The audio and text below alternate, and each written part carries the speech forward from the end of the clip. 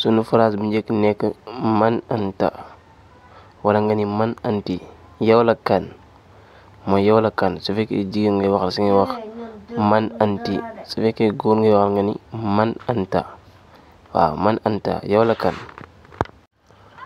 ana Mustafa. ana Mustafa.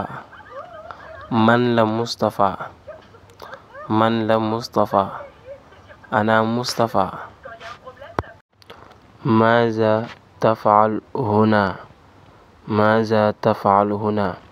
su fekkee ki nga waxal góor la danga naan ka maaza tafal huna. su fekkee ki nga waxal jigéen la danga naan maaza tafalina huna. maaza tafalina huna yaa Fatima. lan ngay def fii mooy lan ngay def fii. kayfa xaaluka. kayfa xaaluka. su fekkee ki nga waxal góor danga naan ka kayfa xaaluka. su fekkee ki nga waxal jigéen danga naan ka kayfa xaaluki mooy nanga def. nanga def kayfa xaaluka wala nga ni kayfa xaaluki nanga def. ana bi xayrin. ana bi xayrin maa ngi ci jàmm. maa ngi ci jàmm. ayna taskun.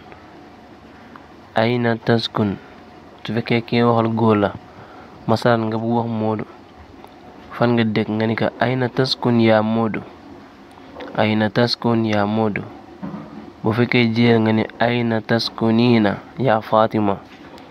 fan nga dëkk mooy fan nga dëkk. ayna taskuniina yaa Fatima su fekkee jigéen la. ayna taskun yaa Moodu su fekkee góor la. ayna taskun ak ayna taskuniina. tontu bi mooy ana askun fi Tuuba. ana askun fi Tuuba wala nga ni askun fi Tuuba. man Tuuba laa dëkk. man Tuuba laa dëkk. ana askun fi Tuuba. salaamaaleykum wa rahmatullahi taala barakaatu. nag te leen wax lii moo nekkoon sunu leçon tey. di leen jox dig daje ba bane yéen incha allahu taala ñu gën a ñëw si yaatal jàng bi di leen ñaan ngeen abonné. salaamaaleykum wa rahmatullahi taala barakaatu.